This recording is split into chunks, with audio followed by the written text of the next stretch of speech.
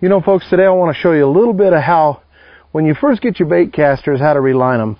There's a few people that do them a little differently, but I've been doing it about the same, and I own a tackle store for 13 years, and I help some guys out, and it's always worked for me. What I like to do is, you know, to pull all the line off the spool, it's tough to get it to reline it and everything. And so it's easier for me to just leave a little bit of the old line on the spool. You don't have to take it all the way down. I like to take mine most of the way down because the spools they make on the bait casters nowadays are a little bit smaller.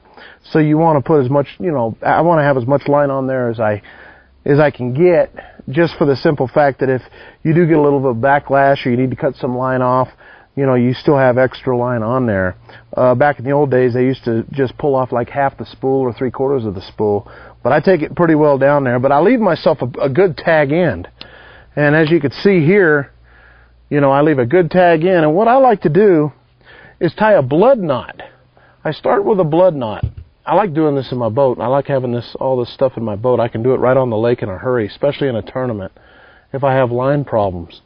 But I'll bring my line up through the eye line, and then I'm going to put these two lines together by tying a blood knot. And what I basically do is put them together, tag in to tag in, leave yourself about 8 inches, something like that, and then I'll just take and make it just a coil, just like that. Now I have my two tag ends, one on this end and one on that end. I'm going to take the first tag end and I'm going to wrap it around the line 3 times. 1, 2, 3. Okay?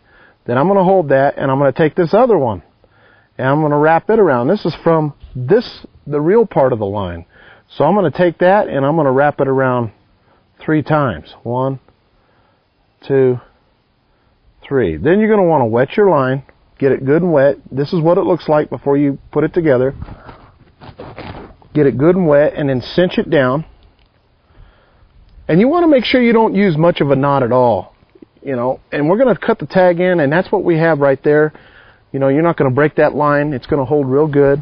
We're going to take our pliers. We're going to cut the tag end off. So what we'll do is cut that tag end off, cut that tag end off. I leave just a little, but not a whole lot, because you don't want it to hurt your thumb if you get down that far. But there's just a little bit of a tag end on each end of the knot for slippage. And then all you do is start cranking your line on. Now, as I'm cranking my line on, I want to tell you, I do it kind of slow. I don't do it very fast. It gets on there pretty fast. As you can see, it's coming on pretty easy.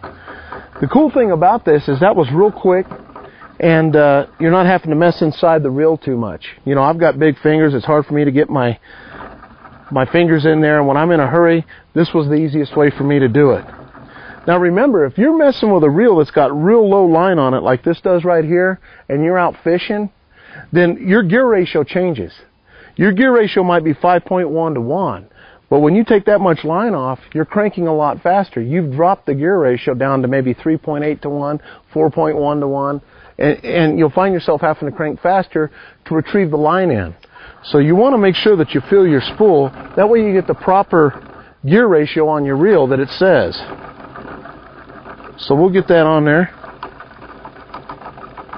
It's very important to be sure that you have no loops, that you have enough tension on your spool.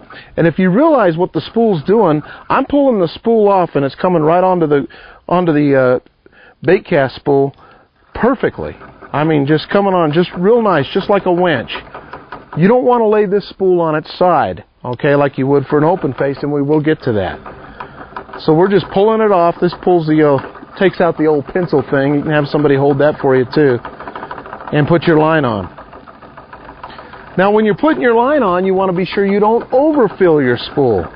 And overfilling means when you've put your line on, there's a little gauge right here on a lot of the spools where it starts to taper. You want to be just a little bit under that taper before it starts to taper on your spool.